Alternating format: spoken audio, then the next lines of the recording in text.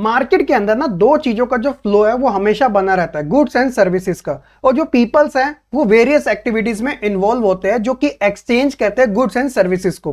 तो सिंपली बच्चों इस लेसन के अंदर सेक्टर्स ऑफ इंडियन इकोनॉमिक में हम वेरियस सेक्टर को कवर करने वाले हैं, जिसमें मेजरली हम बात करेंगे प्राइमरी, सेकेंडरी और टर्शियरी सेक्टर के बारे में। और साथ ही साथ हम ये देखेंगे कि इनके अंदर हिस्टोरिकल चेंज किस टाइप का रहा है और प्रेजेंट टाइम में कौन सा सेक्टर सबसे ज्यादा जीडीपी के अंदर अपना कंट्रीब्यूशन दे रहा है, और कुछ बेसिक कॉन्सेप्ट जो इस लेसन के अंदर ही है। तो वन शॉट वीडियो के अंदर ये सारा आपको कवर कराया जाएगा। मेक श्योर चैनल को जरूर सब्सक्राइब कर लीजिएगा। तो चलिए बिना किसी देरी के साथ शुरू करते हैं आज की इस वीडियो को। My name is Shahrukh Saifi and welcome to the channel quick prep classes.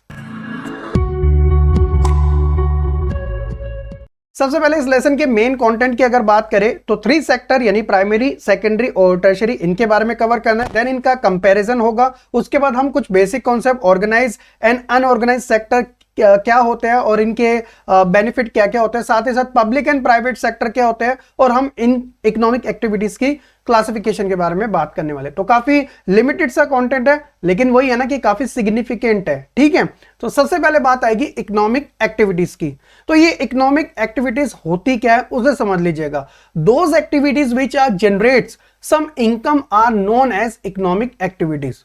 तो आसान भाषा में अगर बात की जाए, वो सभी एक्टिविटीज जो कि जनरेट करती है कुछ इनकम को, तो उसे हम इकोनॉमिक एक्टिविटीज के नाम से जानते हैं। For example, a computer engineer creating software for profit is making money from his work.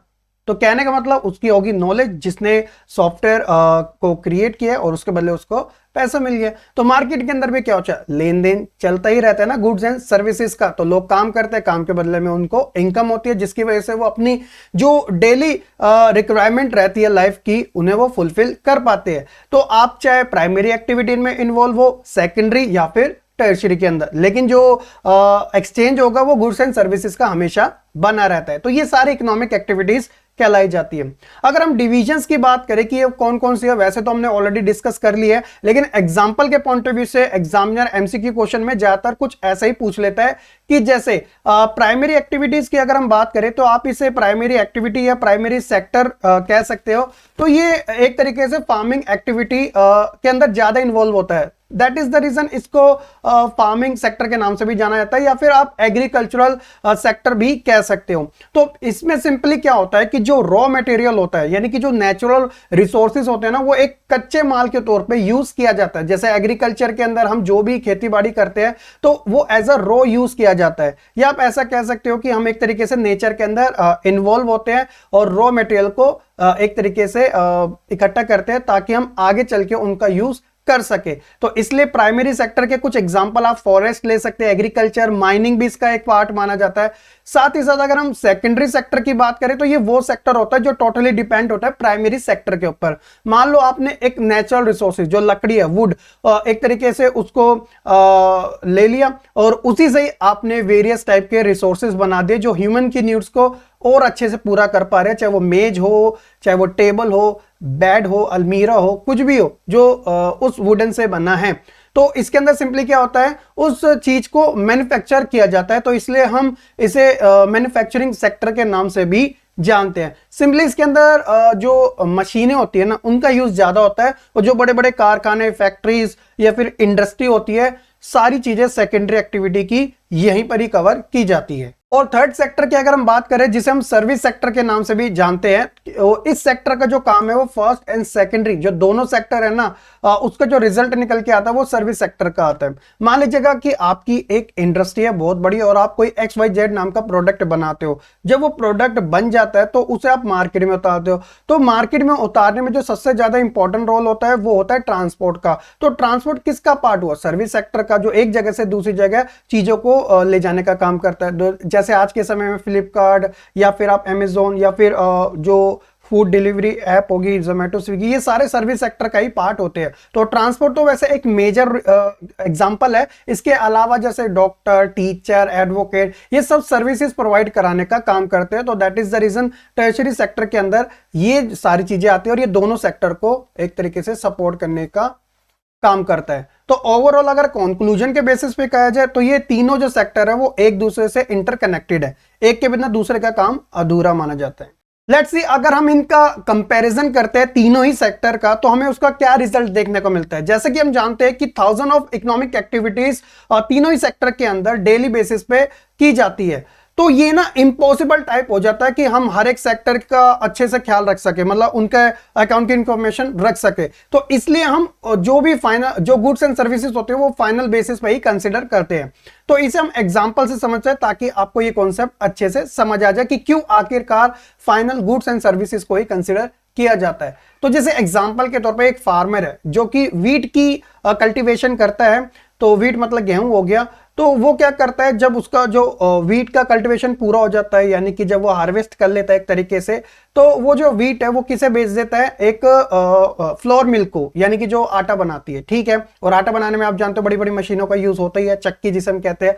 तो वो उसे कितने रुपए में बेचता है, पहला जो है, तो वो 8 रुपए पर केजी के हिसाब से उसको सेल कर देता है। अब जो गेहूं है वो किसके पास आ चुका है, उस फ्लोर मिल के पास आ चुका है। तो उसमें क्या होता है, एक तरीके से जो मिल होते हैं वो ग्रिंड करती है इन व्हीट को, और उसको एक तरीके से फ्लोर बनाकर उसे एक बिस्किट बनाने वाली कंपनी को 10 रुपीज पर केजी के हिसाब से सेल कर देती है। यानी कि किसान ने 8 रुपए में भेजा और उसने उसका थोड़ा वो यूज करके 10 रुपए में बेच दिया।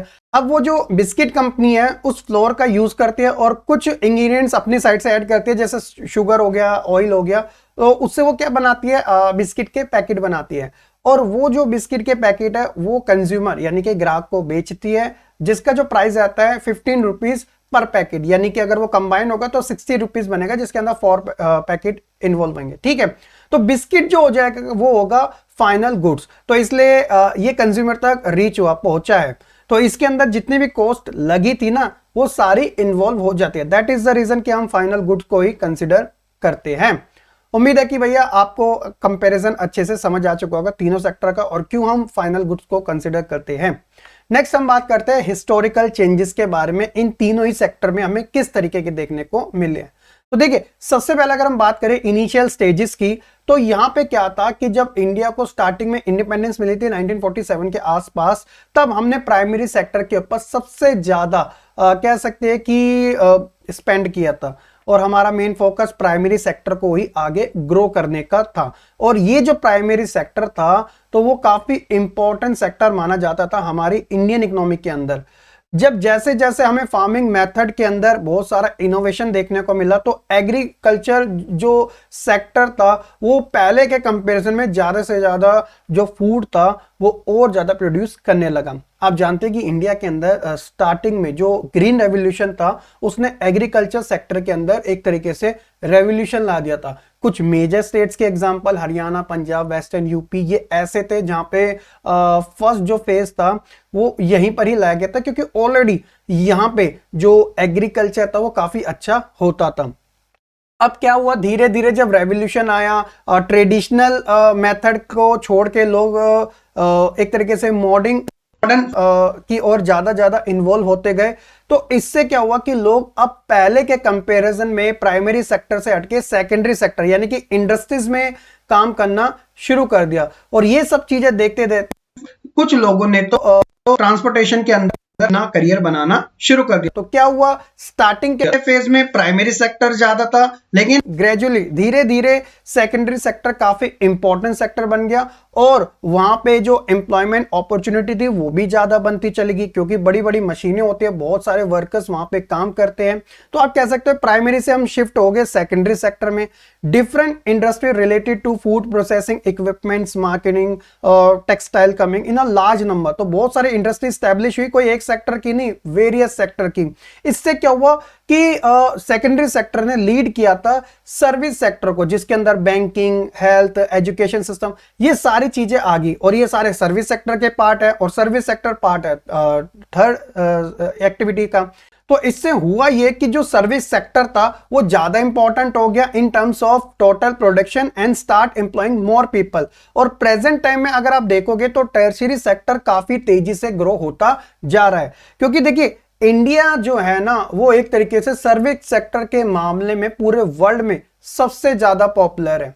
पूरे वर्ल्ड के अंदर आप देखोगे जो सॉफ्टवेयर इंजीनियर है ना वो इंडिया से ही प्रोड्यूस किए जाते हैं, या फिर जो साइंस की लैब है, या फिर आप टीचिंग सेक्टर देखिएगा, या कोई भी आप सेक्टर उठा के देख लीजिएगा, इसे छोड़ो, सबसे बड़ी चीज है जो बड़ी बड़ी कंपनीज है, गूगल है, फेसबुक है, मास्टर कार्ड है, इन सब के सीईओ भी ज्यादातर आपको इंडियंस ही मिलेंगे। तो सर्विस सेक्टर में इंडिया का तो कोई बात ही नहीं है, मतलब इंडिया सबसे सुपीरियर माना जाता है, क्योंकि प्रेजेंट टाइम में हमारे यहाँ पे यही सेक्टर सबसे तेजी से ग्रो होता जा रहा है। तो ये कुछ हिस्टोरिकल चेंजेस हमें वेरियस सेक्टर्स के अंदर देखने को मिले।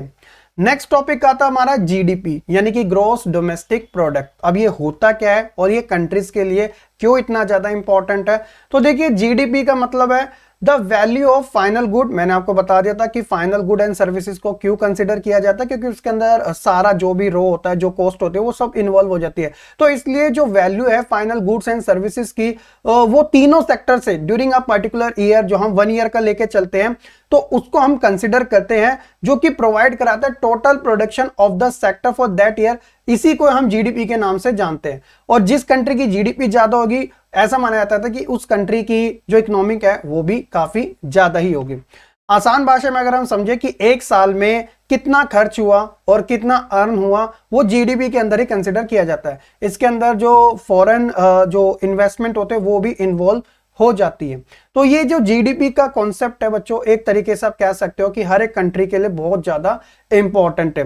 कोविड-19 के टाइम पे आप जानते हो कि बहुत सारी कंट्रीज की जो जीडीपी थी वो माइनस तक में चली गई थी। इंडिया भी उसका एक बेस्ट एग्जांपल आप ले सकते हो। लेकिन ग्रेजुअली क्या हुआ कि सभी की जो जीडीपी थी वो ग्रो होती चली गई। और एक चीज मैं आपको और बता देता हूं, जब किसी कंट्रीज के अंदर, 2 कंट्री या 2 से ज्यादा कंट्रीज के अंदर कोई वॉर जैसी सिचुएशन क्रिएट होती है और उसका रिलेशन स्पेशली अगर हमारी कंट्री के साथ है, तो उसका जो इफेक्ट है वो हमारी कंट्री के ऊपर भी देखने को मिलता है। जैसे रशिया यूक्रेन का वॉर हुआ था, तो ऑयल के प्राइसेस इंडिया के अंदर काफी तेजी से ग्रो होते चले गए थे। तो इस चीज को भी आप ध्यान में जरूर रखिएगा। कंट्रीब्यूशन की अगर बात करें जीडीपी के अंदर कि कौन से सेक्टर का सबसे ज्यादा रहा है, तो देखिए अगर हम बात करें 1973 एंड 74 की, तो आप जानते हो कि उस समय फर्स्ट सेकंड थर्ड फेज चल ही रहे थे ग्रीन रेवोल्यूशन के, तो प्राइमरी सेक्टर सबसे ज्यादा कंट्रीब्यूट कर रहा था जीडीपी के अंदर। लेकिन प्रेजेंट डेटा के अकॉर्डिंग, ये थोड़ा 1 डिकेड की ही बात है, 2013-14 के समय क्या था कि टर्शियरी सेक्टर ज्यादा कंट्रीब्यूट कर रहा था। लेकिन सवाल यहां पर यह आता है कि इतनी तेजी से टर्शियरी सेक्टर इंडिया के अंदर कैसे ग्रो हुआ? तो देखिए, इसके पीछे कोई एक आध रीजन नहीं है, वेरियस टाइप के हमें रीजंस देखने को मिलते हैं। Factor behind the shift contribution in GDP, तो वो कौन कौन से हैं देखिएगा। The development of agriculture and industry leads to the development of services, चाहे वो ट्रांसपोर्ट हो, ट्रेड हो, स्टोरेज हो, बैंकिंग हो, तो ये सारे सर्विस सेक्टर का पार्ट है। The greater the development of the primary and secondary sector, more would be a demand for a such services। कहने का मतलब जितना बड़ा सेक्टर प्राइमरी और सेकेंडरी का होता चलेगा, उतनी ही ज्यादा डिमांड इन सर्विसेज की भी देखने को मिली। क्योंकि देखिए, हम प्रोडक्ट बेशक एक बार लेते हैं, लेकिन उसकी सर्विसेज हम कंटिन्यूस कराते ही रहते हैं, चाहे वो एसी हो, कूलर हो, पंखा हो, कुछ भी क्यों ना हो, है ना, ये तो आप मानते ही हो। अब बात आती है कि ज्यादातर लोग कहां पे एम्प्लॉयड है, यानी कि प्राइमरी सेक्टर में है, सेकेंडरी में, या फिर टर्शियरी सेक्टर में। तो इसको भी हम डेटा के अकॉर्डिंग बात करेंगे।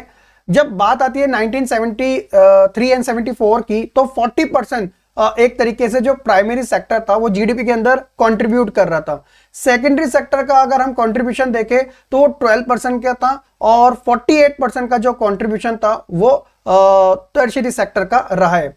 एम्प्लॉयमेंट की अगर हम परसेंटेज के अकॉर्डिंग बात करें 1972 एंड 73 के अकॉर्डिंग, तो 74% पीपल जो थे इंडिया के अंदर वो ज्यादातर इन्वॉल्व थे प्राइमरी सेक्टर के अंदर, और 15% ही इन्वॉल्व थे टर्शियरी सेक्टर के अंदर। लेकिन ये डेटा बदला कैसे, देखिए 2013 एंड 14 के टाइम पर जो परसेंटेज था कंट्रीब्यूशन का टर्शियरी सेक्टर का जीडीपी के अंदर, वो क्या होगा 67% तक इंक्रीज हो गया, जबकि प्राइमरी सेक्टर जो रिड्यूस हो वो सिर्फ 12% के आसपास ही रह गया। तो आप कह सकते हो कि प्राइमरी सेक्टर जो था वो एक लार्जेस्ट एम्प्लॉयर रहा है 2011-12 के अकॉर्डिंग। लेकिन परसेंटेज वाइज अगर हम देखें तो ज्यादातर जो ग्रोथ है वो हमें टर्शियरी सेक्टर के अंदर देखने को मिली है। और अगर मैं आपको प्रेजेंट के एग्जांपल दूं तो देखिए, ज्यादातर जो लोग हैं आज के समय टर्शियरी सेक्टर के अंदर इन्वॉल्व है। तो जीडीपी में कहीं ना कहीं ज्यादातर इन्वॉल्वमेंट या कॉन्ट्रीब्यूशन जो है वो टर्शियरी सेक्टर का ही बढ़ता जा रहा है। नेक्स्ट टॉपिक हम बात करते हैं बच्चों, एक बेसिक कॉन्सेप्ट है इस लेसन का, जो कि है डिसगाइड अनएम्प्लॉयमेंट। इसका मतलब क्या होता है? अब इसे अंडर एम्प्लॉयमेंट के नाम से भी जान सकते हैं, या हिंदी में इसे कहे तो छुपी हुई बेरोजगारी। तो ये डिसगाइड अनएम्प्लॉयमेंट को आप कैसे समझिएगा, जब जरूरत नहीं है बट फिर भी लोग उसके अंदर इन्वॉल्व है तो वो डिसगाइड अनएम्प्लॉयमेंट का शिकार है। इसे आसान भाषा में समझते हैं, more people engage in agriculture than the necessity. मतलब कि एग्रीकल्चर के अंदर जरूरत है सिर्फ 5 जनों की, लेकिन उसमें काम कर रहे हैं एक्स्ट्रा 5 यानी टोटल 10। अगर इसमें से 5 माइनस भी कर दो तब भी कोई फर्क नहीं पड़ेगा। लेकिन ये जो 5 जने इन्वॉल्व है एग्रीकल्चर के अंदर, ये इस वजह से इन्वॉल्व है क्योंकि इनके पास कोई दूसरा काम नहीं है। तो अपनी बेरोजगारी को एक तरीके से छुपाने के लिए ये किसका पार्ट बन जाते हैं, एग्रीकल्चर का, और इसी चीज को हम डिसगाइड अनएम्प्लॉयमेंट के नाम से जानते हैं। इसके अंदर आप ऐसा भी समझ सकते हो जैसे कि एक अर्बन सिटी के अंदर रहने वाला एक यूथ है, उसने एक अच्छा खासा कोर्स कर रखा है लेकिन उसके पास अभी कोई जॉब नहीं है, वो बेरोजगार है। तो अपना खर्चा चलाने के लिए वो कोई छोटी मोटी एक्टिविटीज में लग जाता है ताकि उसकी डेली बेसिस पे या मंथली या वीकली बेसिस पे अर्निंग होते रहे। हालांकि उसको परफेक्ट तरीके से जॉब नहीं मिली है लेकिन वो अपना छोटा मोटा काम करके गुजारा चला रहा है, तो एक तरीके से वो भी डिसगाइड अनएम्प्लॉयमेंट का ही पार्ट माना जाता है। The kind of underemployment is hidden in contrast to someone who does not have the job and is clearly visible as unemployed। तो इसी को ही हम डिसगाइड अनएम्प्लॉयमेंट के नाम से जानते हैं। वैसे 9th क्लास में आपने सीजनल अनएम्प्लॉयमेंट के बारे में पढ़ा था, जिसमें लोगों के पास पूरे साल काम नहीं होता, सीजन के बेसिस पर ही उनके पास काम रहता है। जैसे जो एसी मैकेनिक होते हैं तो गर्मियों में उनका काम काफी अच्छा चलता है लेकिन सर्दियों में उनका काम काफी लो हो जाता है, तो इसलिए उन्हें लिमिटेड टाइम के अंदर ही सीजनल बेसिस पे इतना अच्छा अर्न करना पड़ता है ताकि वो आराम से ऑफ सीजन के अंदर भी अपना जो सर्वाइवल है वो अच्छे तरीके से कर सके। तो ये सारे अनएम्प्लॉयमेंट के ही पार्ट होते हैं। नेक्स्ट आता है कि देखो भाई, अगर अनएम्प्लॉयमेंट है, बेरोजगारी है, तो इसे दूर कैसे किया जाए, मतलब ज्यादा से ज्यादा एम्प्लॉयमेंट, रोजगार कैसे पैदा किए जा सकते हैं। How to create employment, let's see. तो सबसे पहले हमें ना लोगों को एक तरीके से अपॉर्चुनिटीज देनी चाहिए। वो कैसे, देखिए, अगर हम लोन्स देंगे लोअर रेट्स के ऊपर तो लोगों के पास इन्वेस्टमेंट करने के लिए पैसा आएगा। क्योंकि सबसे बड़ी प्रॉब्लम क्या है, अगर कोई स्टार्टअप करना चाहता है या कोई अपना बिजनेस की स्टार्ट करना चाहता है तो रिक्वायरमेंट होती है पैसों की। तो जब पैसा उसके पास है ही नहीं तो मेन प्रॉब्लम आती है कि वो स्टार्ट कैसे कर सकेगा। अगर ऐसे में वो लोन्स लेता है तो उसे पता रहता है कि लोन्स के रेट इतने हाई हैं तो वो वैसे ही घबरा जाता है इंसान। तो ऐसे में अगर लोन्स को लोअर रेट के साथ दिया जाए तो हर व्यक्ति ले भी सकता है और अपना काम शुरू कर सकता है। और अगर अपना वो काम शुरू करेगा तो एक इनिशिएटिव होगा, स्टार्टिंग में बेशक लॉस हो या आगे चल के ना हो, बट ये है कि एक किक स्टार्ट जरूर मिल सकती है। तो एम्प्लॉयमेंट की शुरुआत ऐसे ही होती है। Investing in infrastructure such as a building a dam at a suitable place, क्योंकि आप जानते हो डैम्स भी बहुत सारी चीजों को काम आता है, चाहे वो इरिगेशन हो या इलेक्ट्रिसिटी जनरेट करना हो, क्योंकि वो पानी को तो इकट्ठा कर ही लेता है।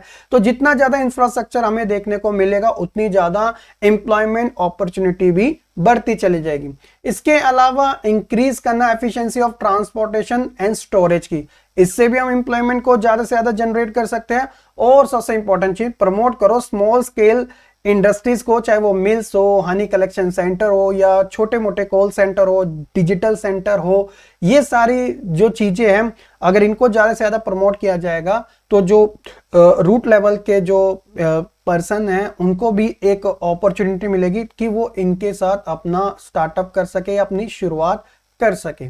तो इससे क्या होगा कि जरूरी नहीं कि सिर्फ हम जॉब के बेसिस पर ही डिपेंडेंट रहे, अपना खुद का काम करके भी हम एक तरीके से रोजगार पा सकते हैं, एम्प्लॉयमेंट पा सकते हैं। ठीक है, तो ये जो सारी चीजें थी वो किस तरीके से एम्प्लॉयमेंट को क्रिएट किया जा सकता है वो उसके कुछ एग्जांपल्स हैं। इसके साथ साथ आप और भी एक्स्ट्रा एग्जांपल लेना चाहो तो एजुकेशन और ट्रेनिंग सेंटर को ज्यादा से ज्यादा एम्फसाइज करो, या फिर जो पोटेंशियल एरिया होते हैं उनको आइडेंटिफाई करो जहां पे ज्यादा से ज्यादा डेवलपमेंट किया जा सके। जैसे यहाँ पे टूरिस्ट साइट का एग्जांपल दिया गया है। गवर्नमेंट की जो वेलफेयर स्कीम होती है, वेल और pump near farm, providing electricity, building hospital, इन सब के बेसिस पर ही हम ज्यादा से ज्यादा एम्प्लॉयमेंट को क्रिएट कर सकते हैं। नेक्स्ट हमारा टॉपिक आता है, इसी चीज को ध्यान में रखते हैं, 2005 के अंदर ना एक स्कीम लाई गई थी जिसे कहा गया था MNREGA.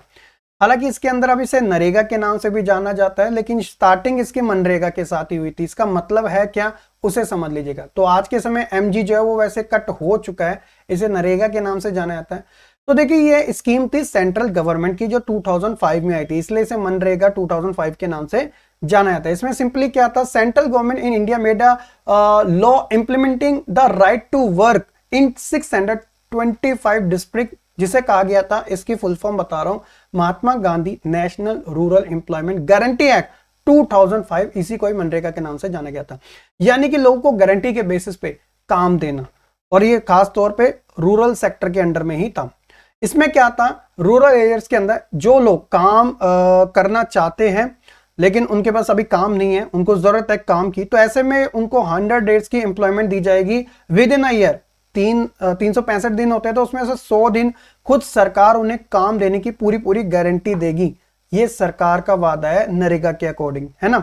If the government fail, अगर सरकार इस चीज में फेल हो जाती है अपनी ड्यूटी को फुलफिल करने में, तो ऐसे में उन्हें वो अनएम्प्लॉयमेंट अलाउंसेस देगी, क्योंकि उन्होंने गारंटी ली है इस चीज की। अगर वो गारंटी में फेल होते हैं तो उन्हें पर डे के बेसिस पे पैसा दिया जाएगा। और ये स्कीम ऐसी थी कि विद इन 5 किलोमीटर के अंदर जो रूरल सेक्टर के अंदर जो भी पर्सन रहते हैं उनको उन्हीं 5 किलोमीटर के अंडर में ही जॉब प्रोवाइड करवाई जाएगी, काम दिया जाएगा।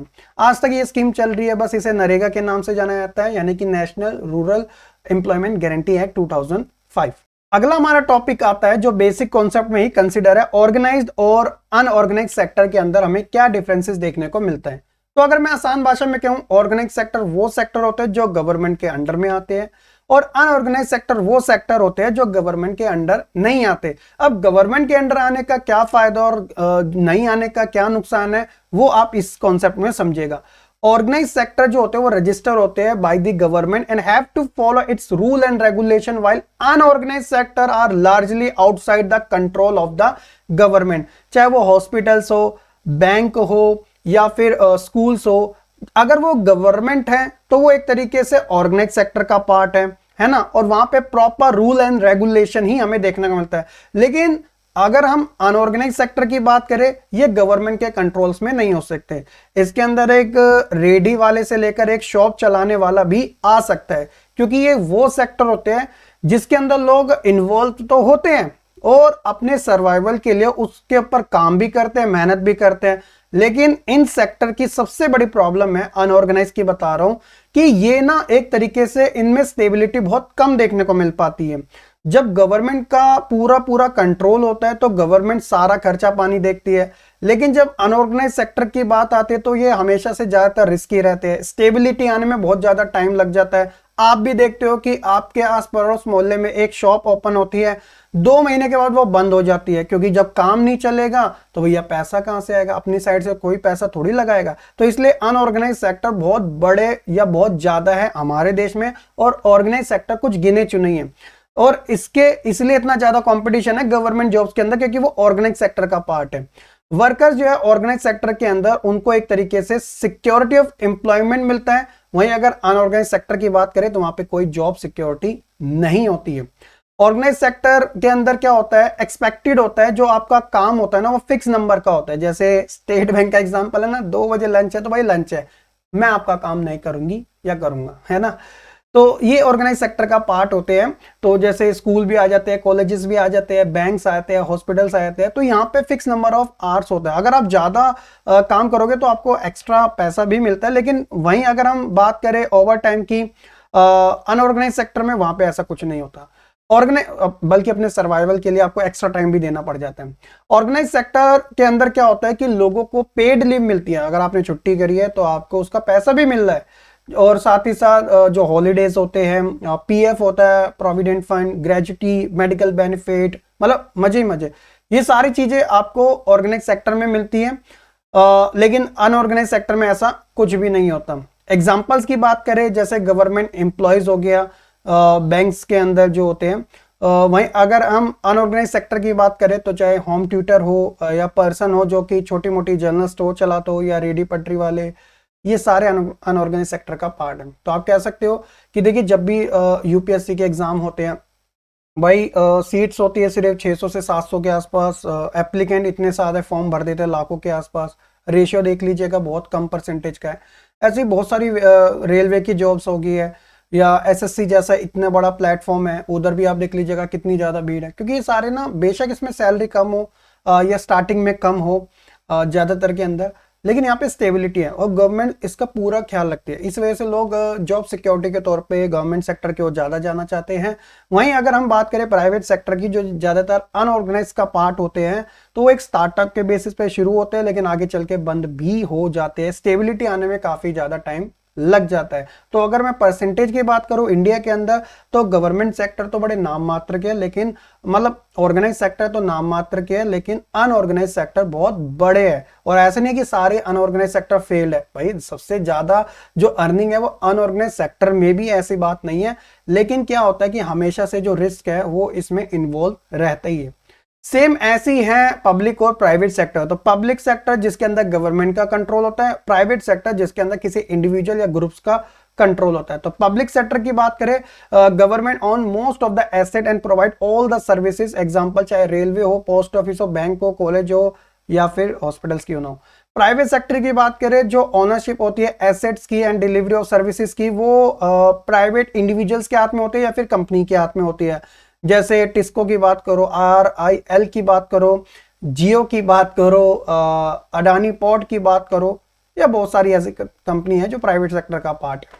ठीक है, दोनों ही एक तरीके से एम्प्लॉयमेंट को ज़्यादा से ज़्यादा क्रिएट करने का काम करते हैं। बस कंपटीशन की बात है, पब्लिक सेक्टर में ज़्यादा कंपटीशन आ जाता है और प्राइवेट सेक्टर में कंपटीशन के साथ साथ स्किल को भी ज़्यादा देखा जाता है वहाँ पे। ठीक है, तो ये जो सारी चीज़ें हैं वो हमें दोनों सेक्टर के अंदर देखने को मिलती हैं। तो ये था बच्चों हमारा डिफरेंसेस दोनों सेक्टर के बारे में। और इसी टॉपिक के साथ बच्चों हमारा ये जो लेसन है sector of the Indian economic, वो होता है अच्छे से कंप्लीट। बैक टू बैक बच्चों आपको वीडियोस देखने को मिल रही है। उम्मीद है कि आपको सारा कॉन्सेप्ट काफ़ी अच्छे से समझ आ रहा होगा। वीडियो ज़रूर लाइक करके जाया करिएगा, और अगर आपका कोई डाउट है या अगर आप कोई फीडबैक शेयर करना चाहते हैं कमेंट सेक्शन में ज़रूर बता दीजिएगा। आने वाले टाइम में बच्चों आपके लिए लाइव सेशन भी होंगे जिसके अंदर most important question answer series, चाहे वो MCQs हो या फिर शॉर्ट एंड लॉन्ग क्वेश्चन हो, वो सारे मैं आपको कवर कराऊंगा आपके प्री बोर्ड बोर्ड एग्जाम से रिलेटेड ही। बस आप ज़्यादा से ज़्यादा सपोर्ट कीजिएगा, सब्सक्राइब कीजिएगा और अपने फ्रेंड्स को इन्वाइट करना बिल्कुल ना भूलिएगा। तो मिलेंगे अपनी नेक्स्ट वीडियो में, तब तक के लिए आप खुश रहे, पढ़ते रहे और ऐसे ही आगे बढ़ते रहे।